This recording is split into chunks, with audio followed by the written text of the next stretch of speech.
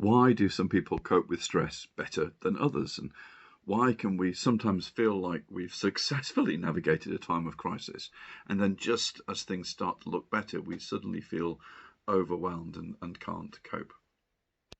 I think it comes down to two things: the size of our resilience tank and our ability to process the stresses we have, our coping strategies. There are many different factors that can affect our ability to cope with life. Some of those things are personal things that we can influence, and others are beyond our control. The size of our resilience tank is representative of our capacity to deal with stress. And as the pressures we're facing in life increase, then the stress levels in our tank get higher. These days, everyone is carrying more stress than normal because of all that's gone on over these last years: Brexit challenges, COVID, wars, climate disasters, economic turmoil, political instability, global insecurity. There's a single word for all this: permacrisis. Permacrisis has just become the Collins Dictionary word of the year, and it's defined as an extended period of instability and insecurity. All that uncertainty and the pressure we feel due to the permacrisis significantly adds to the stress we're carrying in our resilience tank. As long as we have spare capacity in the tank, then we're coping with the stress in our lives. But if the stress overflows the levels of the tank, we've reached the point where we are not coping. Now, not coping doesn't necessarily mean a breakdown. We might find that we're just grumpier and more critical than usual, more distracted and less able to focus, more easily sidetracked into avoiding important things that we need to deal with.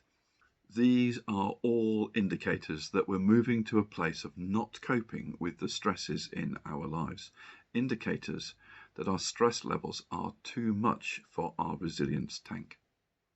I think there are three ways that we can move from coping to not coping. Firstly, we can lose some well-being in one or more of the dimensions of the model. It could be that we get ill, so our physical well-being suffers. We could find ourselves in conflict with someone and our relational well-being is reduced, or a past hurt resurfaces and we find our emotional well-being shrinks. If any of the 5 dimensions of the tank shrink, then our resilience suffers. Our capacity to deal with stress is reduced. As a consequence, we can move from the point where we're coping with the stress in our lives to where we begin to feel overwhelmed by it. The second reason we could move to a place of not coping is because we could suddenly face a lot of extra stress. For example, an increasing workload, or one of our children is unwell, or the loss of someone we love, or having to make rapid changes to cope with a huge rise in business or household costs. Stresses like these can fill our tank to the point where it overflows and we can no longer cope. One way that we do cope in a crisis is by compartmentalizing. When some stresses hit us, we put off dealing with them so that we can continue to function whilst ignoring the issues raised by this extra stress. It might feel like we've got away with it, but we haven't. At some point, all this stress that we've pushed to one side needs to be processed. And that leads me to the third way that we can move from coping to not coping, when previously compartmentalized stress comes back to bite us. We think we've successfully navigated a stressful situation, but all we've done is push the stress to one side.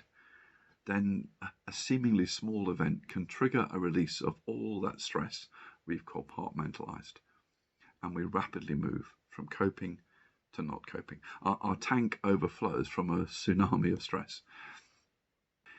In the autumn of 2015, I was at a conference in Coventry. After one of the talks, we were invited to spend some time in discussion, and out of nowhere, suddenly my eyes filled with tears. I had an overwhelming feeling that I couldn't face the people I was with. So instead of getting into a group conversation, I headed straight to the toilets and stayed there for 15 minutes until I could come and take my seat without having to talk with anyone. I couldn't understand what had come over me. At the time, things were going well for me. I was happy, I was enjoying work, the church was growing. So why did I suddenly feel like I couldn't cope? Looking back, I think it was probably due to a particularly stressful time I'd had earlier in that year, at the first 4 months of the year. And whilst I'd come through that particularly intense period, some of the stress from that time suddenly surfaced 6 months later, and I went from a position of feeling good and in control to feeling overwhelmed. The things I'd previously compartmentalized had come back to bite me. Sometimes these issues we've pushed to one side can be from years ago. It could be the death of a family member, or the breakup of a relationship, or a physical injury that we suffered, or the loss of a job, or an intensely busy period at work, or anything that might cause stress. Whichever one of these three reasons that we might end up getting into a place of not coping, when we get to that place, we often need to walk away from the things that are causing us stress. That's why people sometimes get signed off work. They need space. They need to get some space from the stresses that are pouring into their lives so that their tank can drain a little. When the stress in our lives is within our capacity to deal with it, when we've got that space, then when we're in a place of coping, that's when we can work on building our well-being in each of the dimensions and improving our resilience. That improves our capacity to deal with stress, but it takes time. It's a longer term fix. And when we're feeling overwhelmed, we can't realistically do much in the short term to improve our well-being. So we need to find coping strategies that help us to process our stresses. How do we do that? What coping strategies can best help us process the stresses that we're dealing with? And how can we improve our well-being? Well, we'll look at those questions tomorrow. I hope you can join us.